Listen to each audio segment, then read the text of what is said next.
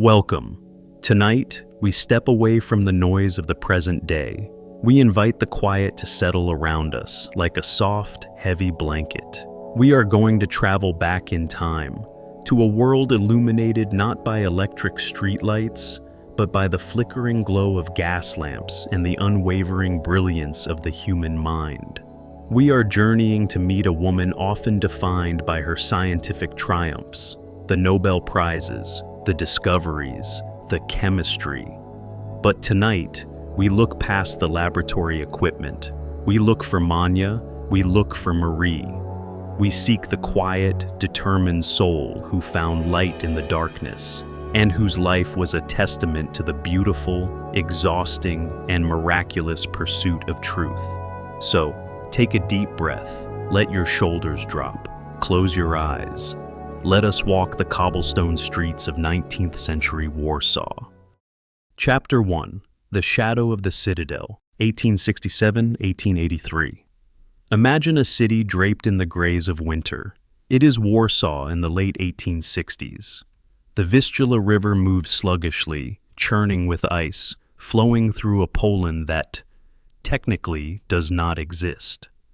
The maps say this is the Russian Empire. The air is thick, not just with the smoke of coal fires, but with the heavy silence of oppression. In the classrooms, children are forced to speak Russian. On the streets, soldiers in gray coats watch with cold eyes. It is here, in a modest apartment on Freda Street, that Maria Skłodowska, our Manya, is born. It is a house filled with the smell of old books and the hushed tones of intellectual resistance. Her father, Władysław, is a teacher of physics and mathematics, a man who brings the marvels of science home in a glass cabinet. For young Manya, the world is a place of confusing contrasts. Inside her home, there is love, warmth, and the endless curiosity of her parents. But outside, there is the looming citadel, the Russian fortress that casts a shadow over the city. She learns early on that knowledge is dangerous. She learns that speaking her native Polish is an act of rebellion. She carries a weight in her chest, a precocious seriousness. She watches her mother, Bronisława, fade away, first from the touch of the family, avoiding kisses to protect them from her tuberculosis, and finally, fading from life altogether. Manya is only 10 years old. In the quiet of her room, she grapples with a profound emptiness. Where does the soul go? Why does God allow such suffering? These questions plant a seed of skepticism in her heart, a turning away from religion toward the only thing that seems stable, the immutable laws of nature. Her relationship with her father becomes her anchor. On Saturday evenings, Władysław reads poetry to his children, but he also opens the glass cabinet. He shows Manya the barometer, the gold-leaf electroscope. "Look, Manya," he might whisper, his voice a gentle rumble. "Physics is not magic. It is the language of how things are." She stares at the instruments, not with boredom, but with a reverence others might save for religious icons. These cold brass instruments do not lie, they do not leave. The years pass, and Manya throws herself into her studies with a ferocious intensity. It is her armor against grief. At the Russian gymnasium, she is the star pupil, forced to recite history in the language of the occupier, hiding her resentment behind a mask of perfect obedience. When she graduates at 15, holding the gold medal for academic excellence, she is exhausted. She has burned too bright, too fast. A mental collapse looms, a nervous fatigue that forces her to stop. And so a transition occurs. Her father sends her away to the countryside to heal. For a year, Manya does something she has never done. Nothing. She chases butterflies. She dances at village festivals until the soles of her boots wear thin. She lies in the tall grass, watching the clouds drift over the flat Polish plains, letting the wind carry away the sorrow of Warsaw. This gap year in the countryside heals her spirit, but it also clarifies her hunger. As she returns to Warsaw, looking at the gray skyline, she realizes that relaxation is not her destiny. She craves the life of the mind, but the University of Warsaw is closed to women. The door is locked, and yet, in the silence of her frustration, a whisper reaches her. There is a rumor of a secret school, a floating university, and Manya prepares to step into the underground. Chapter 2: The Pact of the Sisters, 1883-1891. We move now to the mid-1880s. The setting shifts from the open plains back to the cramped, smoky rooms of Warsaw's secret intelligentsia. The floating university is not a building. It is a moving gathering of students and teachers, meeting in private apartments to evade the Russian police. The air in these rooms is electric, thick with cigarette smoke and radical ideas. Manya is now a young woman, possessed by a dual anxiety. She is desperate to learn chemistry, sociology, physics, but she is also painfully aware of her poverty. Her father has lost his savings. There is no money for Paris, the only place where a woman can truly study. She feels trapped. She looks at her older sister, Bronia, who dreams of becoming a doctor. Two brilliant women, standing on the edge of a precipice, with no bridge to cross. Manya wrestles with a sacrificial love. She decides that her own dreams must wait. She cannot bear to see Bronia's potential wither. This leads to the defining pact of her youth. One evening, huddled together, perhaps over tea that has gone cold, Manya takes Bronia's hands. "I will work," Manya says, her voice steady despite the tremor in her heart. "I will become a governess. I will send you my wages so you can study medicine in Paris. And when you are a doctor, you will help me." It is a contract signed in love and desperation. The narrative takes us to the countryside again, but this time not for play. Manya becomes a governess for a wealthy family, the Zhorovskys, in a village far from home. The work is dull, the hours are long. She teaches spoiled children and stares out at the beet fields, feeling her mind atrophy. To keep her sanity, she teaches the local peasant children to read Polish, a crime punishable by exile to Siberia. But amidst this drudgery, a different kind of storm arrives. Casimir Zhorovsky, the eldest son of the family, returns from Warsaw. They fall in love. It is a passionate, intellectual romance. Manya allows herself to hope. Perhaps she can have love and a life of the mind here in Poland. But the Zhorovsky parents are horrified. Manya is a pauper. She is help. They forbid the marriage, and Casimir, weak-willed, bows to them. The rejection shatters her. She feels humiliated, proud, and utterly alone. For years she remains in that house, enduring the awkwardness, saving every ruble, sending it to Paris for Bronia. She becomes hardened. She builds a shell around her heart. "I shall never let a man dictate my future again," she vows, in the quiet of her cold room. Finally, in 1891, the letter arrives. Bronia is a doctor. She is married. She writes, "Come, Manya, it is your turn." Manya hesitates. She is 24 now. Is she too old? Has she forgotten her math? But the pull of destiny is stronger than fear. She packs her wooden trunk. She buys a fourth-class train ticket. And so the train whistle blows, signaling the end of Manya and the beginning of Marie. Chapter 3: A Garret in the Latin Quarter, 1891 to 1893. Paris, the City of Light. It is November 1891. The streets are bustling with horse-drawn carriages. The air smells of roasted chestnuts and damp pavement. But Marie does not see the glamour. She heads straight for the Sorbonne. She moves out of her sister's comfortable apartment to be closer to the university, renting a tiny, unheated garret in the Latin Quarter. It is 6 flights of stairs up. There is no water. The only heat comes from a small coal stove that she can rarely afford to feed. In winter, the water in her wash basin freezes solid. Physical hardship defines this era, yet internally, Marie is in a state of ecstatic bliss. She describes it later as her heroic period. She is free. For the first time in her life, she can walk into a library without looking over her shoulder. She can perform experiments. She is starving, literally. She survives on tea, buttered bread, and the occasional egg. She faints from hunger, wakes up, eats a radish, and goes back to her books. She is driven by a terrifying insufficiency. She feels she knows nothing, that she is years behind the French students. This imposter syndrome fuels a work ethic that borders on self-destruction. Her relationship is now with the subjects themselves.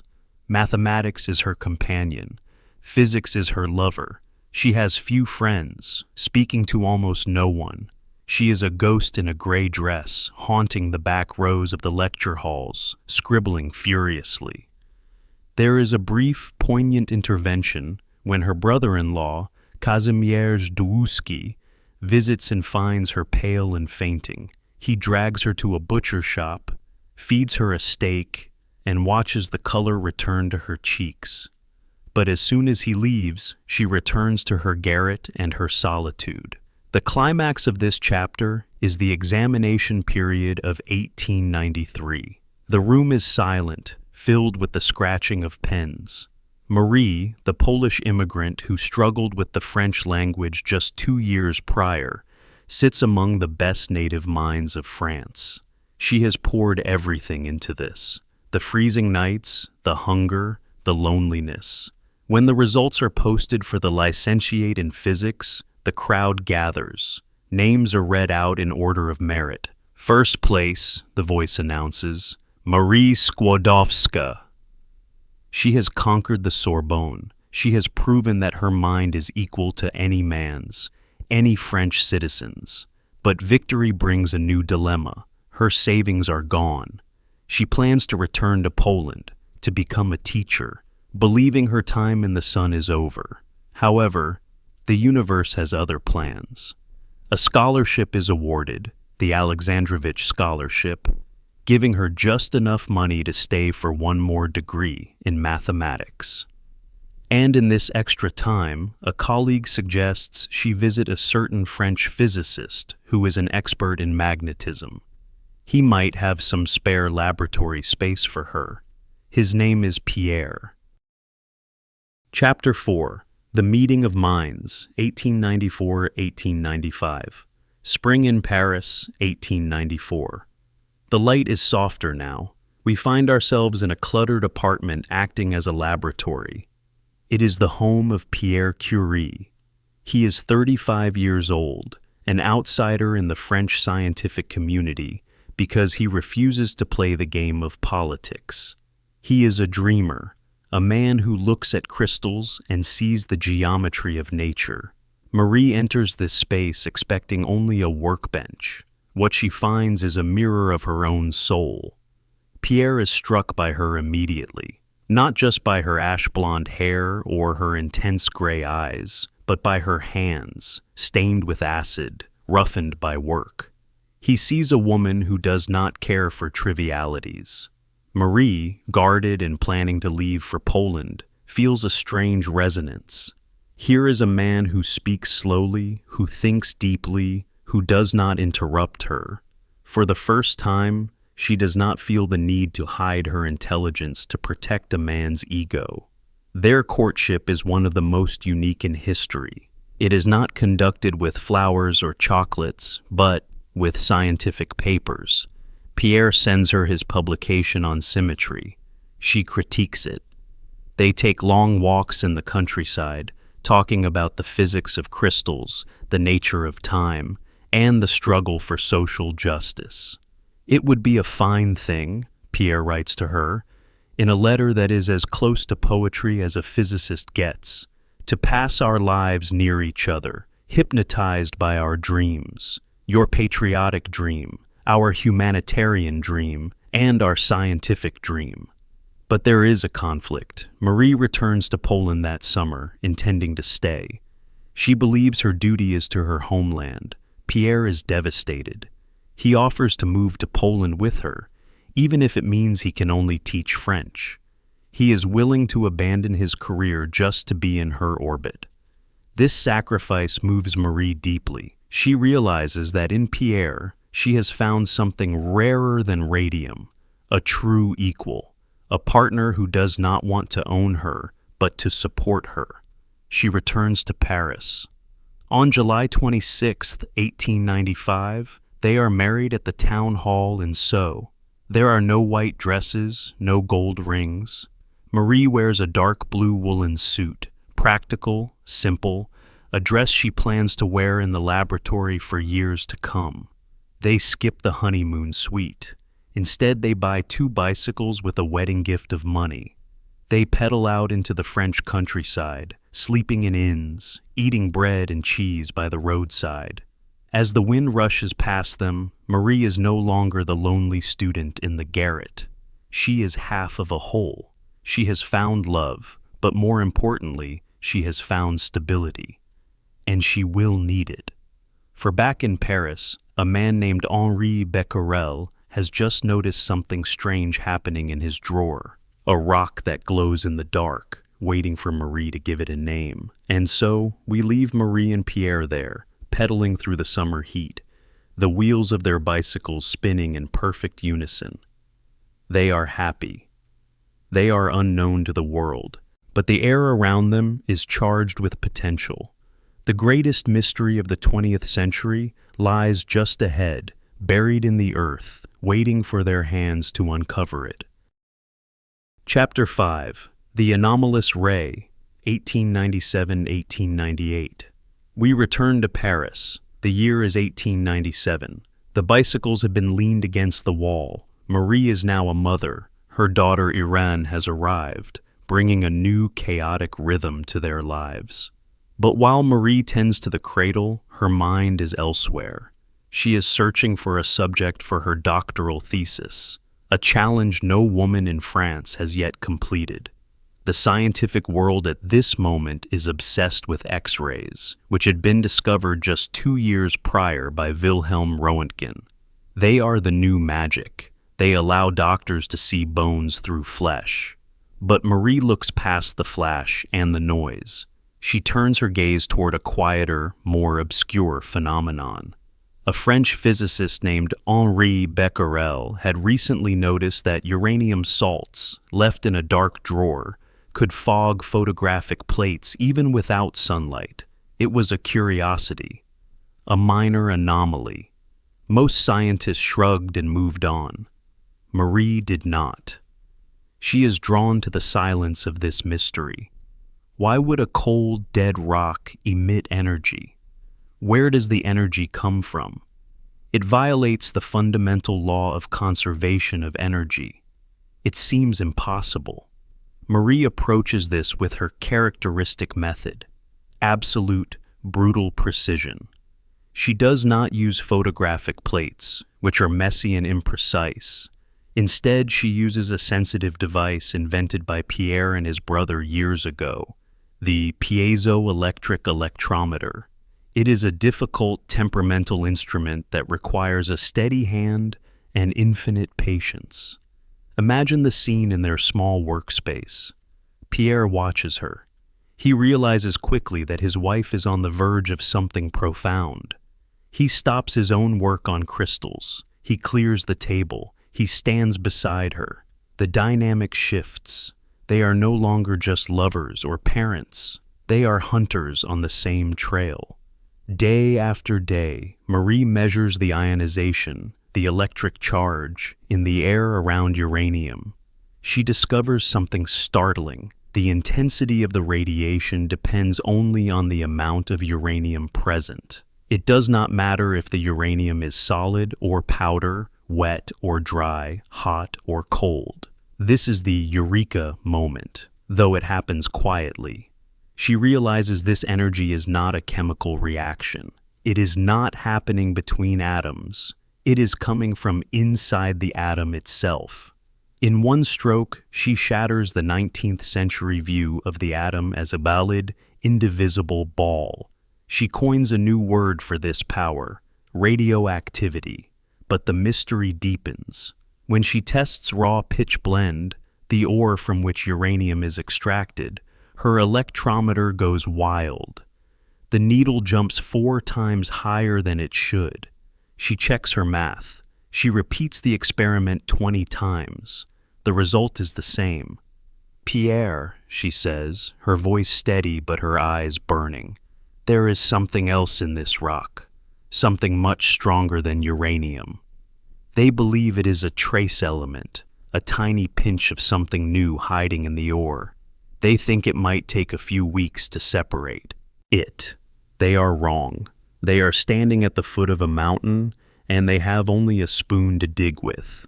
And so they begin the search for a workspace where they can process tons of rock. They find it. It is not a laboratory. It is a shed. Chapter 6. The Cathedral of the Shed, 1898 to 1902.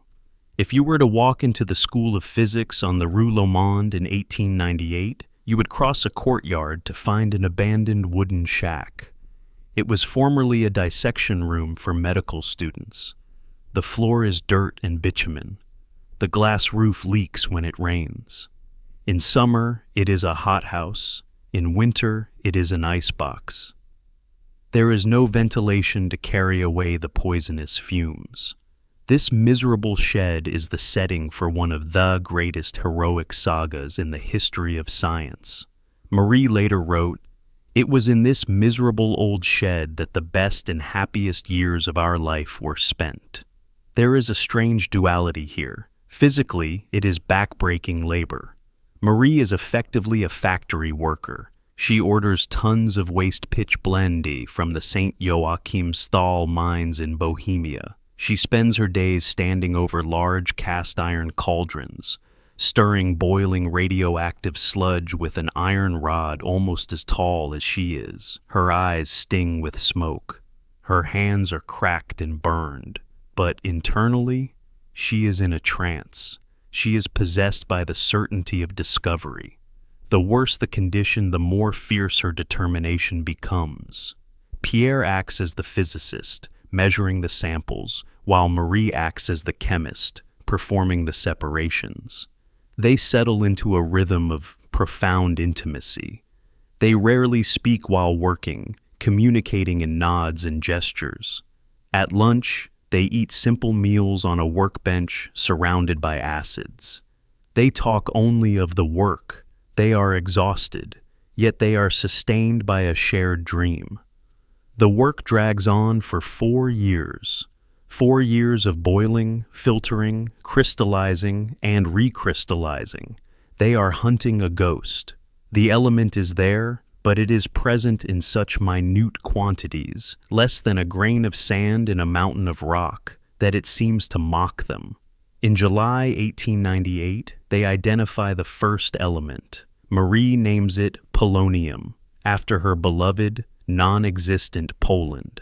It is a political statement written in the periodic table, but the second element, the stronger one, remains elusive.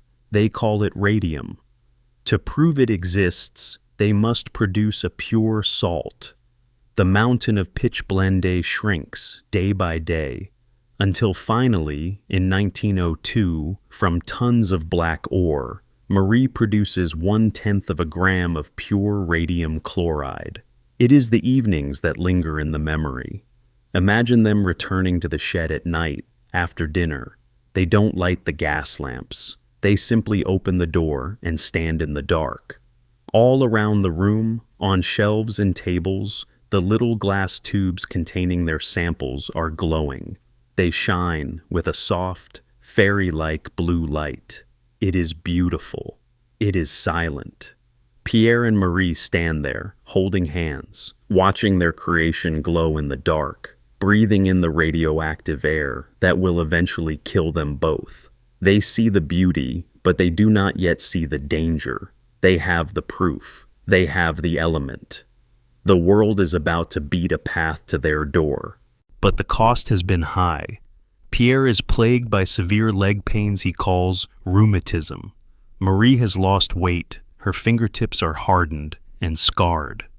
The blue light is taking its toll, but the world is calling. Chapter 7. A Dangerous Fame, 1903 to 1905. The shed is left behind for the glare of the public stage. It is 1903. The narrative moves to Stockholm and the prestigious halls of the Nobel Committee. Marie and Pierre are private people. They loathe attention. They believe science belongs in the laboratory, not in the newspapers. But the discovery of radium, a source of energy that seems infinite, a light that never goes out, has captured the public imagination. Radium is seen as a miracle cure. It is the philosopher's stone. Marie, however, feels a creeping dread. She is exhausted. She has just suffered a miscarriage, a tragedy that plunges her into a deep depression. The glory feels like a burden. A drama unfolds behind closed doors in Sweden. The Nobel Committee intends to award the prize in physics to Henri Becquerel and Marie Curie. They plan to leave Marie out. She is, after all, just the wife, just the assistant. But they underestimate Pierre. A sympathetic mathematician alerts him to the plan. Pierre sits down and writes a letter that changes history. His words are polite but ironclad. If it is true that one is thinking of me for the prize, I wish to be considered together with Madame Curie with respect to our research on radioactive bodies. He refuses to accept it without her. The committee relents. In December 1903, the Nobel Prize is awarded to Becquerel, Pierre, and Marie. She becomes the first woman in history to win. But they do not go to Sweden to accept it. They are too sick. They claim they are too busy, but the truth is they are physically shattered. When they finally deliver their lecture later, Pierre speaks of the beauty of radium, but he also issues a prophetic warning. He asks, will mankind be the better for having the secrets of nature, or will it use this knowledge to destroy itself? The prize brings money, which they desperately need, and a professorship for Pierre, but it also brings chaos. Reporters invade their home. Strangers ask for autographs. Marie retreats, building a higher wall around her internal self. She becomes the icy woman the press describes, a defense mechanism against a world that wants to consume her time. They survive the fame. They begin to heal. By the spring of 1906, life seems to be settling into a comfortable, prestigious rhythm. They have won. But history is cruel. It often waits until the moment of greatest peace to deliver the hardest blow. Chapter 8. The Thursday of Rain and Blood, April 1906. We come now to the turning point, the day the music stopped. It is Thursday, April 19th, 1906. It is a rainy, dreary day in Paris. The cobblestones are slick with oil and water. The city is loud with the clatter of wheels and hooves. Marie has gone to the countryside with the children for the Easter holiday, but she returns early. Pierre has a busy day. He attends a luncheon with colleagues. He is in good spirits, talking about the future, about widening the curriculum for students. At 2:30 p.m., Pierre says goodbye to his friends. He opens his umbrella and steps out into the rain on the Rue Dauphine. The street is narrow. The traffic is heavy. He steps out from behind a cab, perhaps lost in thought, perhaps distracted by the rain. He walks directly into the path of a heavy horse-drawn wagon carrying military uniforms. It happens in an instant. There is a slip on the wet pavement, a shout. The driver pulls the reins frantically, but the horse's rear and the heavy rear wheel of the wagon does not stop. Marie Curie is killed instantly. The mine that unlocked the secrets of matter is extinguished on a wet pavement amidst the noise of a busy Thursday. The narrative shifts to Marie. She is at home, waiting. When the messengers arrive, old friends with ashen faces, she knows before they speak. She does not scream. She does not faint. She goes very still. She enters a state of shock that mimics calm. "Pierre is dead," she repeats. "Pierre is dead." That night, when they bring his body home, she sits beside him. She refuses to let anyone else touch him. She sits in the silence of the room, staring at the face of her lover, her partner, her twin soul. In the days that follow, she begins a diary. It is a series of letters written to the dead. "My Pierre," she writes, "I am offering to you the account of your life and mine." It is raw, heartbreaking grief. She speaks to him as if he is in the next room.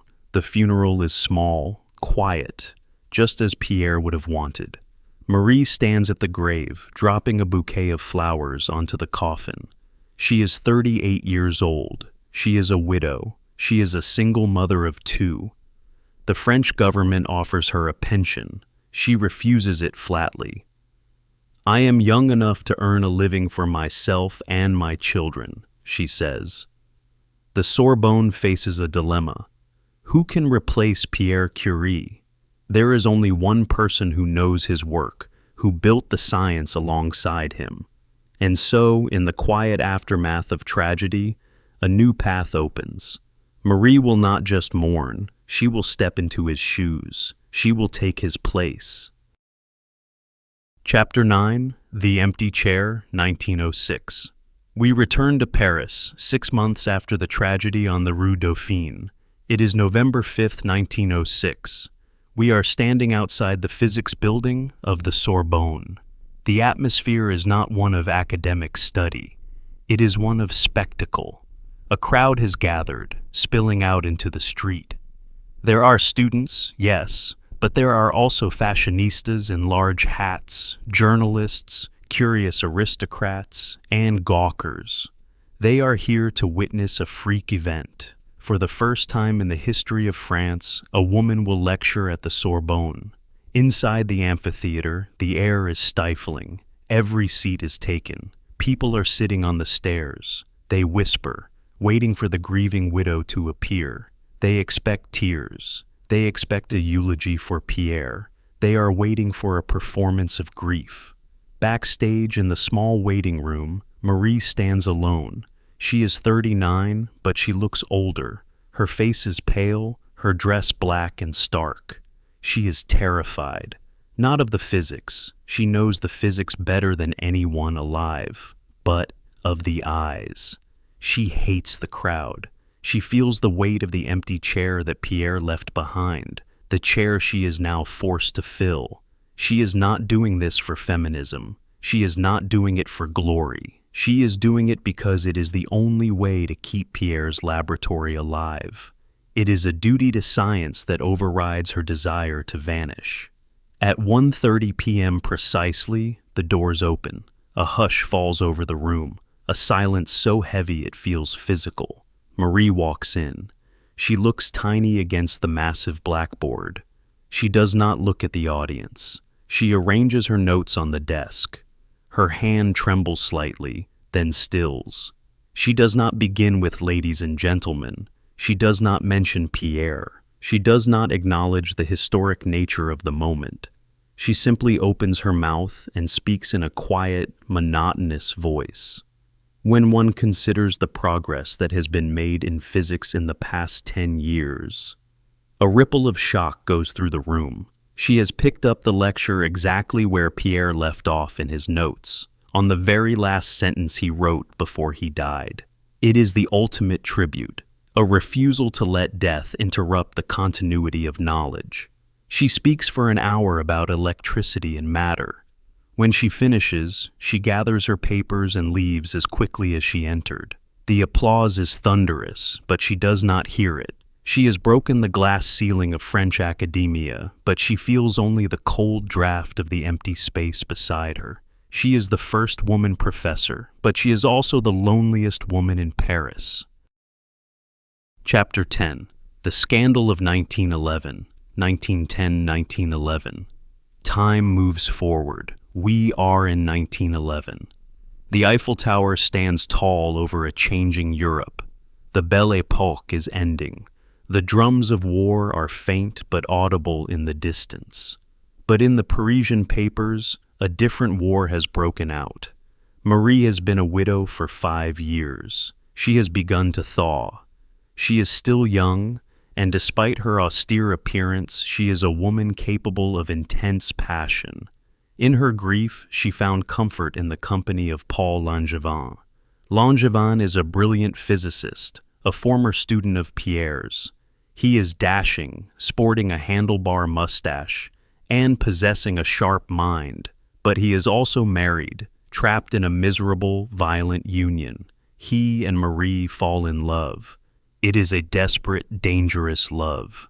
Two intellectual giants clinging to each other in a storm. The secret does not hold. Letters are stolen. And in November 1911, the story breaks. It is not treated as a private affair.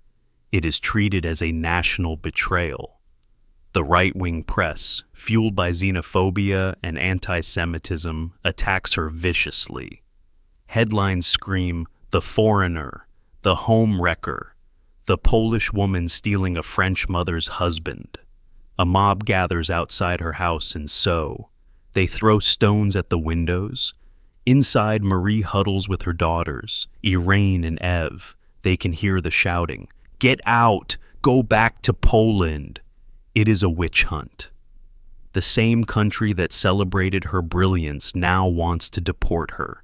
Even her friends in the scientific community, except for a few like Albert Einstein, turn their backs. Einstein writes to her, "Haters are like dogs barking at the moon.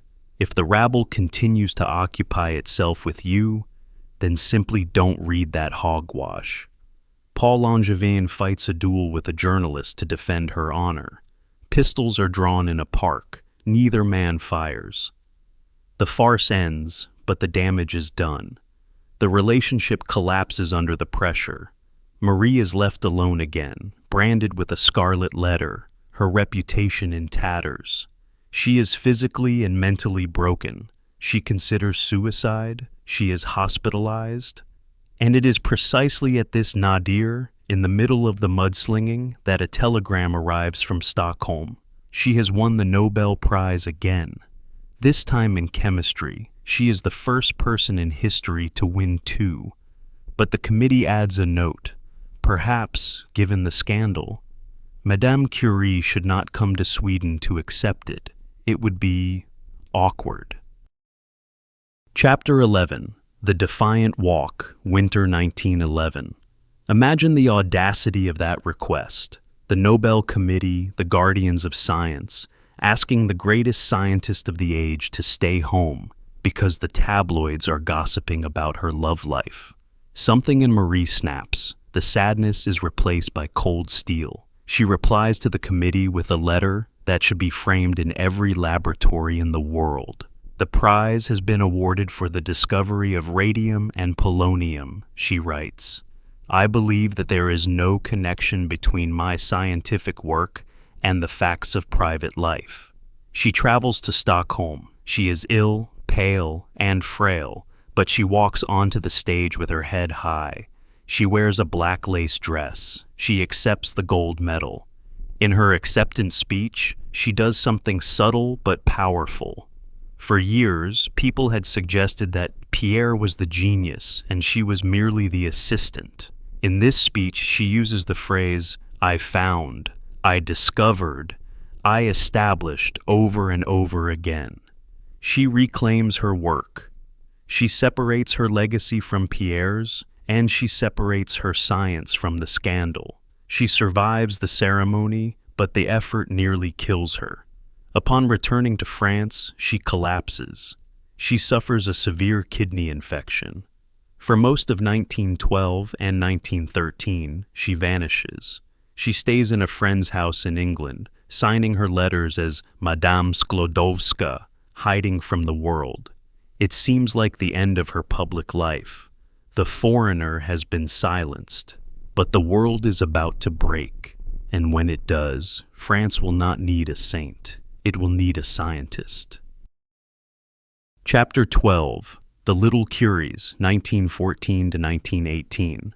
August 1914. The church bells ring across France, not for a wedding, but for mobilization. Germany has invaded. The First World War has begun. The German army advances toward Paris. The government flees to Bordeaux. Most civilians run. Marie Curie does not run. She takes her most precious possession, the entire world's supply of pure radium encased in lead, and takes a train to Bordeaux to deposit it in a bank vault. Then, against all advice, she returns to Paris. She looks at the war and sees a problem of logistics and physics. She knows that soldiers are dying not just from bullets, but from bad surgery. Doctors are digging for shrapnel blindly, destroying tissue, causing infection. They need to see inside the wounds. They need X-rays. Hospitals have X-ray machines, but the front line is moving. The soldiers are dying in the mud, miles from electricity. I must bring the X-ray to the soldier, she decides. Marie, the fragile academic who hates noise, transforms into a woman of action.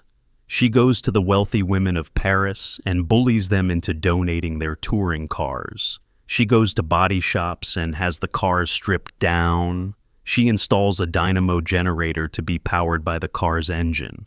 She installs the X-ray tubes. She creates the first mobile radiological units. They are boxy, ugly vehicles, painted gray with a red cross on the side. The soldiers call them les petites Curies, the little Curies. But she needs drivers. She needs technicians.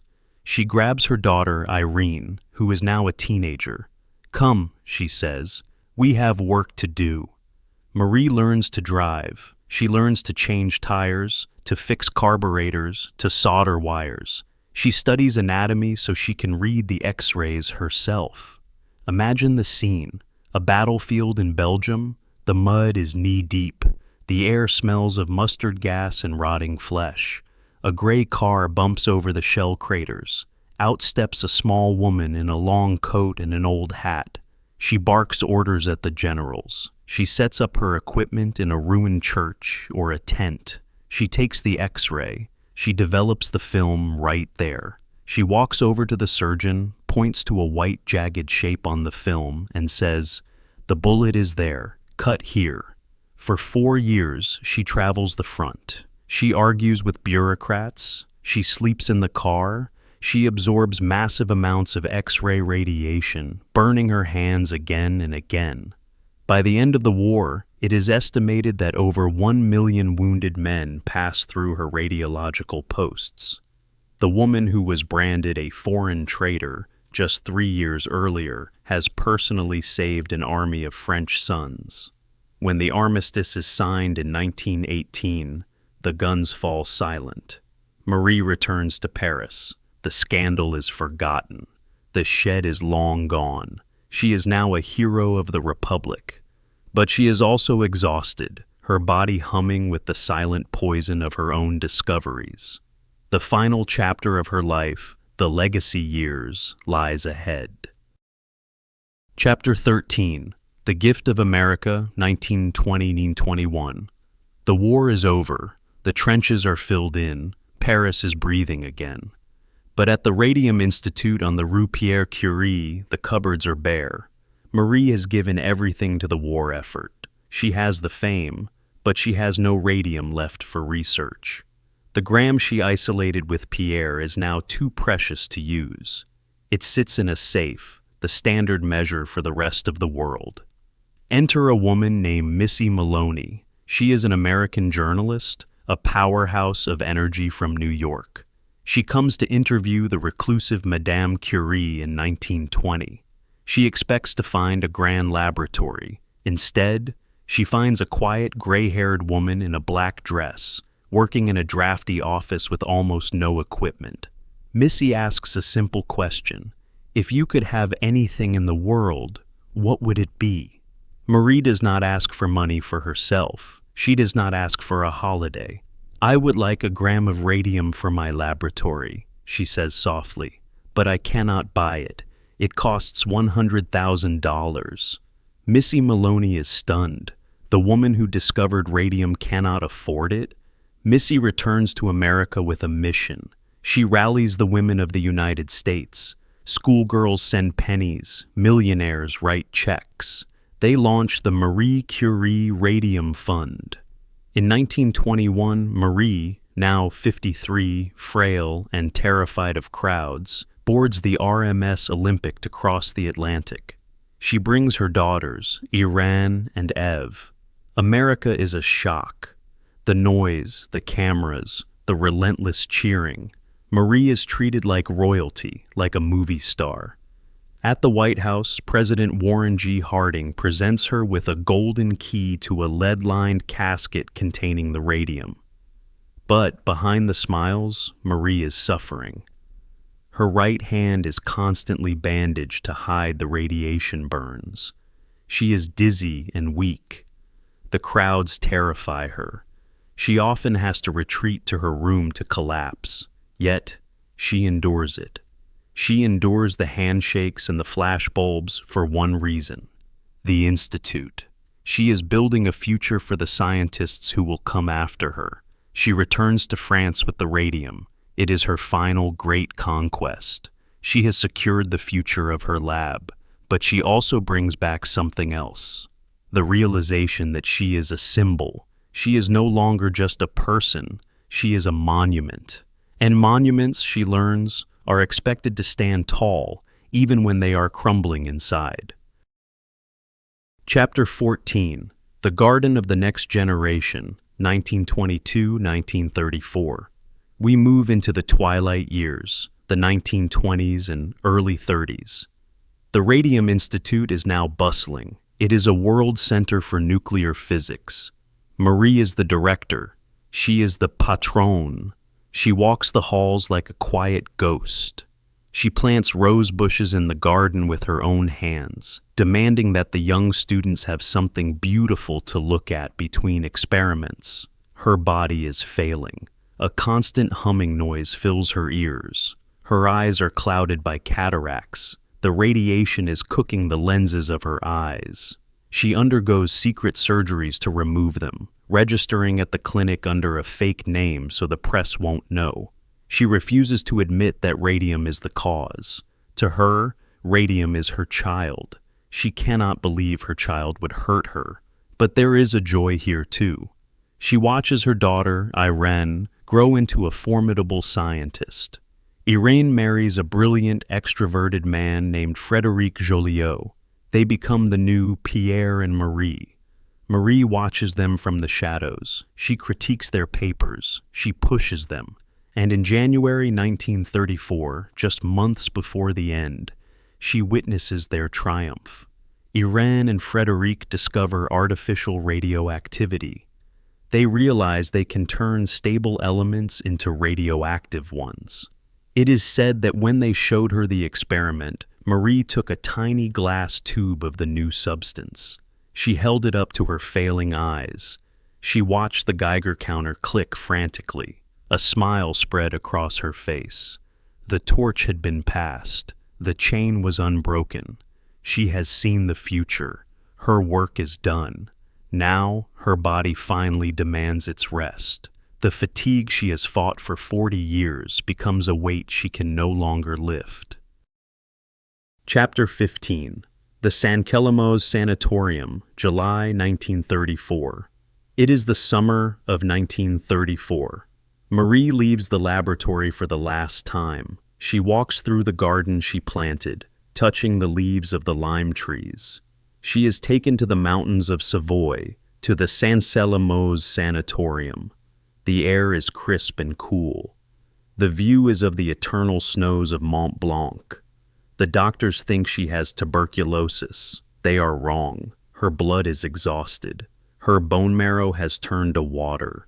It is aplastic anemia, a direct result of 35 years of exposure to the elements she loved. She does not struggle.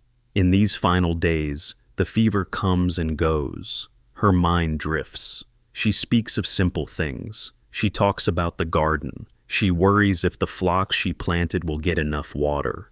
She talks about the good soup she wants to make for Pierre. On the morning of July 4th, 1934, the sun rises over the mountains. The room is filled with a white, clean light. Marie Curie lies still. There are no famous last words, no grand speeches. She simply closes her eyes. The heart that beat for Poland, for Pierre, and for science slows to a halt. The woman who lived in the glow of the invisible finally slips into the dark. She is 66 years old. She is placed in a coffin, but not just any coffin. Her body is so radioactive that she is placed in a coffin lined with 2.5 millimeters of lead. Even in death, she carries the power of her life's work. The news travels around the world. The queen of science is dead. But as the sun sets on Saint-Chelemos, the lights in laboratories across the globe flick on. The work continues. 60 years later, in 95, the doors of the Panthéon in Paris swing open. This is the mausoleum of France's greatest heroes, Voltaire, Rousseau, Hugo. For the first time in history, a woman is entered here on her own merit. The bodies of Marie and Pierre are moved from their quiet country grave to this hall of giants. The President of France bows. The world watches. But the true monument to Marie Curie is not in the Panthéon.